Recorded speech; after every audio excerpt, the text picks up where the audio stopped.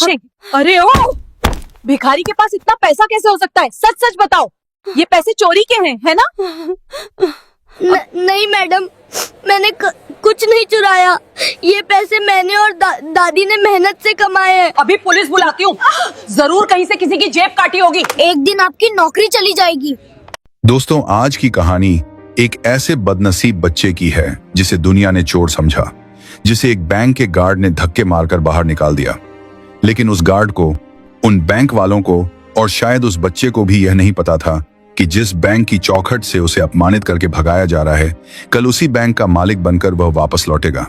यह कहानी है 12 साल के राजू की, उसकी बूढ़ी बीमार दादी की और एक ऐसे पिता की जो अपनी दौलत के ढेर पर बैठकर भी कंगाल था क्योंकि उसका बेटा उससे बिछड़ गया था। इस कहानी में आंसू है, दर्द है, बेबसी है और अंत में कुदरत का ऐसा इंसाफ है जो आपके रोंगटे खड़े कर देगा। क्या एक वीडियो किसी की पूरी जिंदगी बदल सकता है? क्या आज भी इंसानियत जिंदा है? आज हम इस कहानी में देखेंगे। तो दिल थाम कर बैठिए, और अगर आप भी मानते हैं कि गरीब का भी अपना आत्मसम्मान होता है तो हमारे चैनल को अभी सब्सक्राइब करें और वीडियो को लाइक जरूर करें। मैं हूं आपका दोस्त स्टोरी बाय रोनियर। चलिए शुरू करते हैं जज्बातों का यह सफर। दोपहर की चिलचिलाती धूप सिर पर थी और जमीन तवे की तरह जल रही थी। शहर के सबसे पॉश इलाके में बने उस आलीशान बैंक के बाहर गाड़ियों की कतार लगी थी। लोग अपनी बड़ी बड़ी गाड़ियों से उतर रहे थे, सूट बूट पहने हुए, चेहरे पर रईसी का चमकता हुआ नकाब ओढ़े हुए। बैंक का भारी कांच का दरवाजा खुलता और ठंडी हवा का एक झोंका बाहर आता। उसी चकाचौंध के बीच एक 12 साल का लड़का और एक बूढ़ी औरत धीरे धीरे बैंक की सीढ़ियां चढ़ रहे थे। लड़के का नाम राजू था। बदन है, पर एक मैली सी कमीज थी जिसमें जगह जगह छेद थे। पैरों में चप्पल भी नहीं थी। धूप से जलते हुए उसके पैर जमीन पर पड़ने से कतरा रहे थे। उसके साथ चल रही थी उसकी दादी, चेहरे पर झुर्रियों का जाल और आंखों में एक उम्मीद की चमक। दादी ने अपनी पुरानी साड़ी के पल्लू में कुछ कसकर बांध रखा था। वह बार बार उसे टटोल कर देख लेती थी कि कहीं वह गिर तो नहीं गया। वह उनकी पूरी जिंदगी की जमा पूंजी थी, कुछ सिक्के और कुछ मुड़े तुड़े नोट। दादी को डॉक्टर ने ऑपरेशन के लिए बोला था और उनके पास इतने पैसे नहीं थे। उन्हें लगा कि अगर वह बैंक जाकर मैनेजर साहब से हाथ पैर जोड़ेंगी, शायद कोई लोन मिल जाए, शायद कोई मदद मिल जाए। राजू ने दादी का हाथ कसकर पकड़ा हुआ था। उसे इन बड़ी इमारतों से डर लगता था। उसे लगता था कि ये शीशे की दीवारें गरीबों के लिए नहीं बनी हैं। दादी, क्या हम अंदर जा सकते हैं? राजू ने सहमी हुई आवाज में पूछा। दादी ने उसके सिर पर हाथ फेरा और कहा, हाँ बेटा, बैंक तो सबके लिए होता है। वहां हमारे पैसे जमा हो जाएंगे और फिर मेरा इलाज हो जाएगा। तू डर मत। दोनों ने हिम्मत जुटाई और कांच का दरवाजा धकेला। अंदर की ठंडक ने उन्हें राहत तो दी, लेकिन वहां मौजूद लोगों की नजरों ने उन्हें जला दिया। जैसे ही राजू और दादी अंदर दाखिल हुए, वहां सन्नाटा छा गया। चमकते हुए फर्श पर राजू के गंदे पैरों के निशान बन रहे थे। गार्ड अपनी जगह से हिला नहीं, बस घूरता रहा। दादी धीरे धीरे काउंटर की तरफ बढ़ी। वहां 2 महिला कर्मचारी बैठी थीं जो आपस में हंसी मजाक कर रही थी। उनकी नजर जैसे ही राजू और दादी पर पड़ी, उनकी हंसी रुक गई। चेहरों पर नफरत का भाव आ गया। पहली महिला ने नाक सिकोड़ते हुए दूसरी से कहा, अरे ये यहां कैसे आ गए? गार्ड कहां है? दूसरी महिला ने राजू को ऊपर से नीचे तक देखा और तंज कसते हुए बोली, या तो भीख मांगने आया होगा या फिर चोरी करने। इनके हुलिये देख रही है। राजू ने यह सुन लिया। उसका बाल मन सहम गया। उसने दादी की साड़ी को और कसकर पकड़ लिया। दादी काउंटर तक पहुंची और कांपते हाथों से अपनी साड़ी की गांठ खोलने लगी। उन्होंने वे गिने चुने नोट और सिक्के काउंटर पर रख दिए। मैडम, यह मेरी पूरी कमाई है, इसे जमा कर दीजिए। मुझे इलाज के लिए पैसों की जरूरत है, क्या मुझे कुछ मदद मिल सकती है? महिला कर्मचारी ने उन गंदे नोटों को ऐसे देखा जैसे कोई गंदगी देख ली हो। उसने पेन से उन नोटों को दूर सरकाया और चिल्लाकर बोली, अरे अम्मा, ये बैंक है, कोई धर्मशाला नहीं। इतने कम पैसे तो हम गिनते भी नहीं हैं। और ये लड़का कौन है? ओए लड़के, सच सच बता, ये पैसे चुरा कर लाया है ना? नहीं मैडम, मैंने कुछ नहीं चुराया। ये पैसे मैंने और दादी ने मेहनत से कमाए हैं। हम कूड़ा बीनते हैं। दूसरी महिला जोर से हंस पड़ी। अपनी हालत देखी है, अभी पुलिस बुलाती हूँ। जरूर कहीं से किसी की जेब काटी होगी। अगर आपने पुलिस को बुलाया तो एक दिन आपकी नौकरी चली जाएगी। दादी ने गिड़गिड़ाते हुए कहा, बेटी ऐसा मत कहो, हम चोर नहीं हैं। लेकिन उन पर कोई असर नहीं हुआ। महिला ने गार्ड को आवाज लगाई, ओ गार्ड, इन्हें बाहर निकालो, यहां अमीर लोग आते हैं। इनके जैसे भिखारियों की वजह से बैंक का माहौल खराब हो रहा है। गार्ड, जो अब तक तमाशा देख रहा था, डंडा फटकारता हुआ आया। उसने आव देखा ना ताव राजू की कॉलर पकड़ी और उसे घसीटने लगा। चल बाहर निकल। दादी चिल्लाती रही, मेरे पोते को छोड़ दो, उसे मत मारो। लेकिन गार्ड ने राजू को जोर से धक्का दिया। राजू बैंक के कांच के दरवाजे से टकराता हुआ बाहर सीढ़ियों पर जा गिरा। उसके घुटने छिल गए, खून रिसने लगा, उसकी आंखों से आंसू बह निकले। वह रोते हुए बोला, दादी मैं अब कभी बैंक नहीं जाऊंगा, वो लोग मुझे मारेंगे। दादी भी उसके पास बैठकर रोने लगी। जो सिक्के और नोट वे लाई थी वे जमीन पर बिखर गए थे। सड़क पर आते जाते लोग देख रहे थे, लेकिन कोई रुक नहीं रहा था। बैंक के अंदर बैठे लोग भी तमाशा देख रहे थे, लेकिन किसी ने आवाज नहीं उठाई।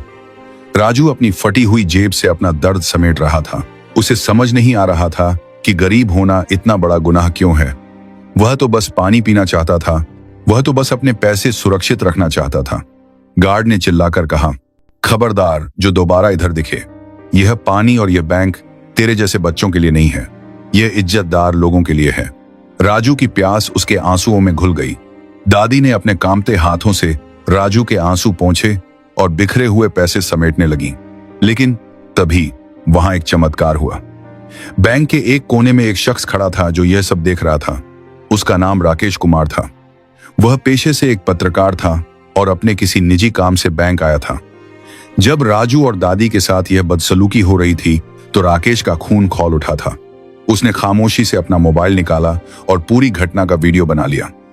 उसने रिकॉर्ड किया कि कैसे उन महिलाओं ने बच्चे को चोर कहा, कैसे गार्ड ने उसे धक्का दिया और कैसे बैंक मैनेजर ने भी अपनी आंखें मूंद ली। जब राजू और दादी बाहर निकाल दिए गए तो राकेश भी उनके पीछे पीछे बाहर आ गया। उसने देखा कि दादी राजू के घाव पर फूंक मार रही थी। राकेश का गला भर आया। वह उनके पास गया और घुटनों के बल बैठकर बोला, माँ जी, मेरा नाम राकेश है, मैंने सब देखा, उन्होंने आपके साथ बहुत गलत किया, क्या मैं आपकी मदद कर सकता हूँ? दादी ने डरी हुई आंखों से उसे देखा। उन्हें लगा कि शायद यह भी बैंक का कोई आदमी है जो उन्हें मारने आया है। दादी ने हाथ जोड़ लिए, बेटा हमें जाने दो, हमारे पास और पैसे नहीं हैं। राकेश ने प्यार से राजू के सिर पर हाथ रखा और कहा, नहीं मां जी, मैं आपसे पैसे लेने नहीं आया, मैं एक पत्रकार हूं। मैं चाहता हूं कि पूरी दुनिया देखे कि इस बैंक में गरीबों के साथ कैसा बर्ताव होता है। क्या आप मुझे अपनी पूरी कहानी बताएंगी? उस शाम राकेश उनके साथ उनकी बस्ती में गया। वहां उसने जो देखा, अंकल, वे मुझे चोर कह रहे थे, मैंने कभी चोरी नहीं की, मैं तो दादी की मदद करता हूँ। उससे उसका दिल दहल गया। प्लास्टिक और टीन से बनी एक छोटी सी झोपड़ी जिसमें रोशनी के नाम पर सिर्फ एक दिया जल रहा था। चारों तरफ गंदगी और बदबू थी, लेकिन उस झोपड़ी के अंदर राजू और दादी का प्यार था जो उसे रोशन कर रहा था। राकेश ने अपना कैमरा निकाला और इंटरव्यू शुरू किया। राजू ने सिसकते हुए बताया, अंकल, वे मुझे चोर कह रहे थे, मैंने कभी चोरी नहीं की, मैं तो दादी की मदद करता हूं। दादी ने बताया कि कैसे 10 साल पहले उन्हें यह बच्चा बस स्टैंड पर रोता हुआ मिला था। कोई उसे लेने नहीं आया तो उन्होंने उसे अपने सीने से लगा लिया। उन्होंने पुलिस में शिकायत भी की थी, लेकिन गरीब की कौन सुनता है। तब से राजू ही उनका बेटा है, उनका पोता है, उनका सब कुछ है। राकेश ने दादी की बीमारी और ऑपरेशन की बात भी रिकॉर्ड की। रात भर जागकर राकेश ने उस वीडियो को एडिट किया। उसने उस वीडियो में राजू के आंसू, दादी की बेबसी और बैंक वालों की क्रूरता को साफ साफ दिखाया। वीडियो के अंत में उसने एक सवाल पूछा, क्या गरीबी का मतलब बेइज्जती है? क्या बैंक सिर्फ अमीरों के लिए हैं? और सुबह होते होते उसने वह वीडियो सोशल मीडिया पर अपलोड कर दिया। वीडियो का शीर्षक था, 12 साल के मासूम को बैंक में चोर कहा गया। देखते ही देखते वीडियो वायरल हो गया। आग की तरह यह खबर फैल गई। हजारों लाखों लोगों ने उसे देखा। लोगों का गुस्सा फूट पड़ा, कमेंट्स की बाढ़ आ गई। हर कोई उस बैंक और उन कर्मचारियों को कोस रहा था। बड़े बड़े न्यूज चैनल इस खबर को दिखाने लगे। बहस छिड़ गई कि हमारे समाज में गरीबों को इंसान क्यों नहीं समझा जाता। उधर राजू और दादी को इस तूफान की कोई खबर नहीं थी। राजू अभी भी उस डर में जी रहा था। वह बार बार दादी से कह रहा था, दादी हम शहर छोड़कर चले जाते हैं, वे लोग पुलिस बुला लेंगे। दादी उसे समझाती रही, लेकिन राजू का मन बैठ चुका था। दादी की तबीयत भी अब बिगड़ने लगी थी। वह खांसती रहती और राजू उनके सिराने बैठा रहता। उसे लग रहा था कि वह अपनी दादी को खो देगा। उसी वक्त यहां से हजारों किलोमीटर दूर एक आलीशान 5 स्टार होटल के कमरे में एक आदमी अपने आईपैड पर खबरें देख रहा था। उसका नाम विनोद मेहता था। वह उसी बैंक का मालिक था जिसकी शाखा में यह घटना हुई थी। विनोद मेहता एक बहुत बड़े बिजनेसमैन थे, लेकिन उनकी आंखों में एक अजीब सा खालीपन था। उनके पास दौलत थी, शोहरत थी, लेकिन परिवार नहीं था।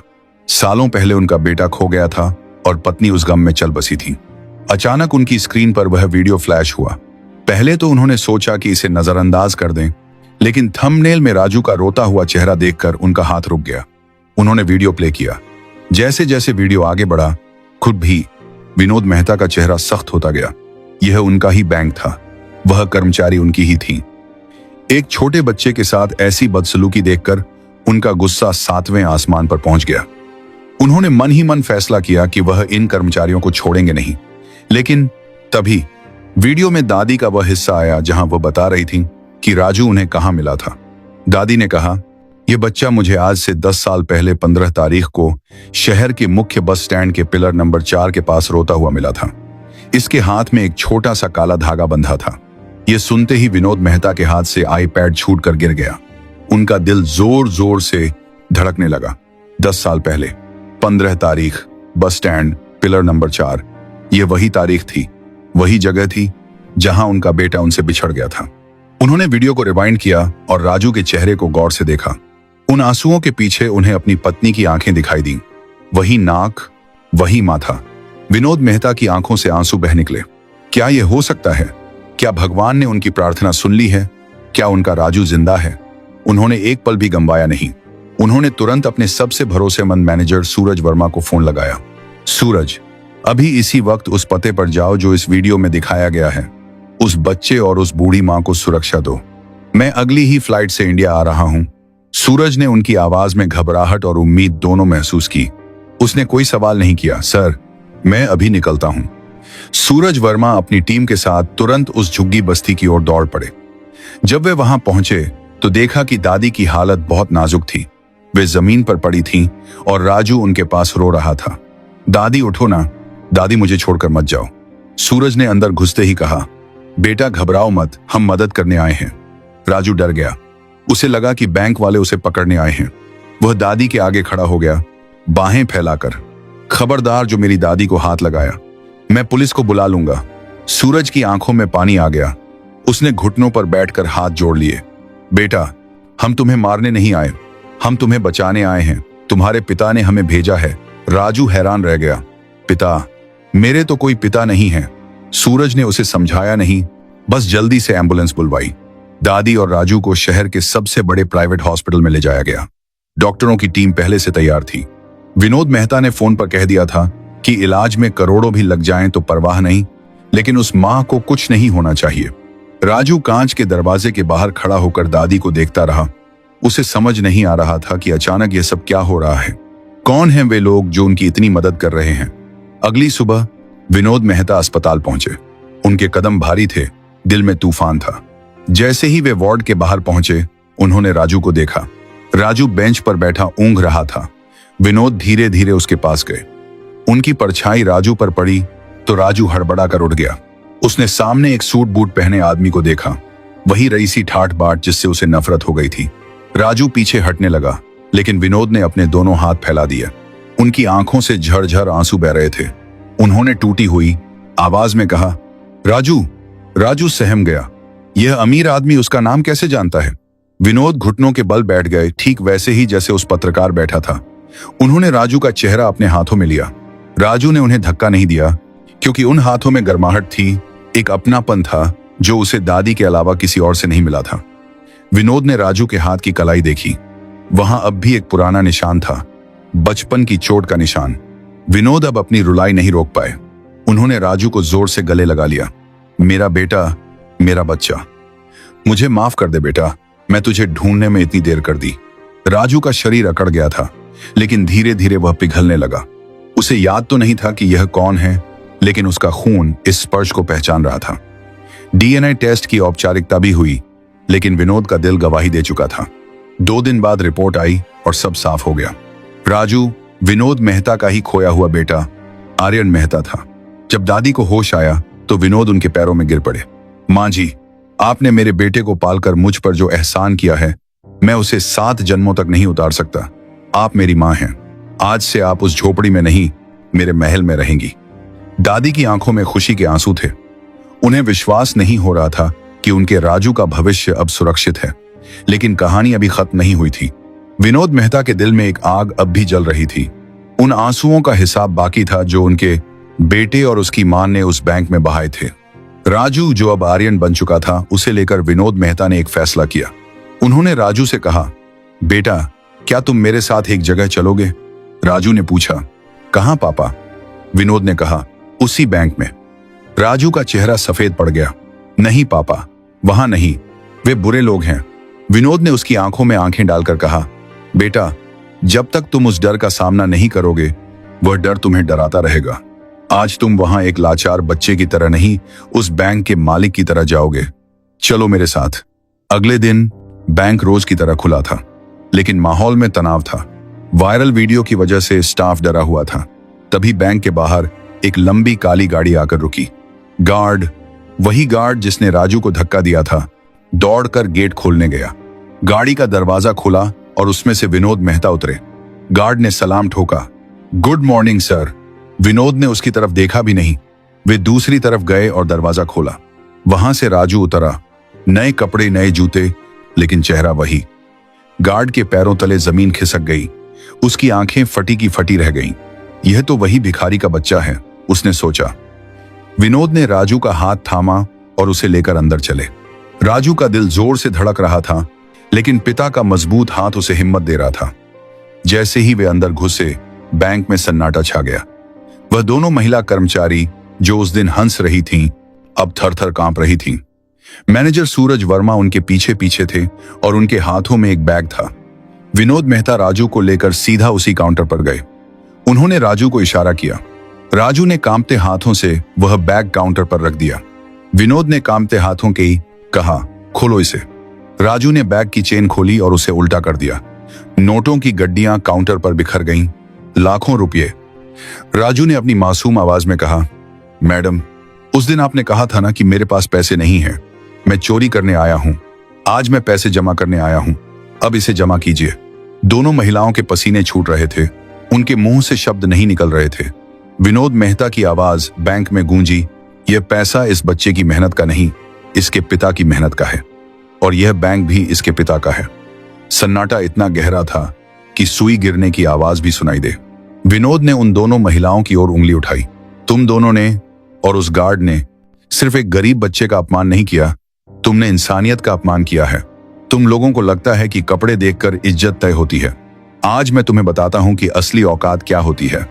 विनोद ने मैनेजर की तरफ देखा।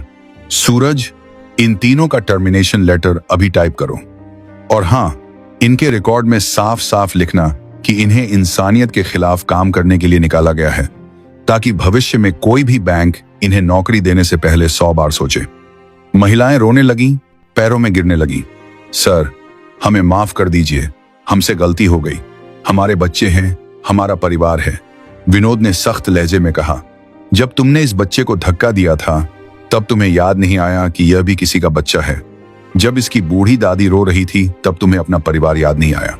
गरीबी का मजाक उड़ाना बहुत आसान है, लेकिन आज तुम्हें पता चलेगा कि बेबसी क्या होती है। गार्ड और दोनों महिलाओं को सिक्योरिटी ने धक्के मारकर बाहर निकाल दिया, ठीक वैसे ही जैसे उन्होंने राजू को निकाला था। यह खबर फिर से वायरल हुई, लेकिन इस बार जीत अच्छाई की हुई थी। विनोद मेहता ने उस दिन एक और ऐलान किया। उन्होंने कहा कि आज के बाद मेरे बैंक की हर शाखा में एक नियम होगा।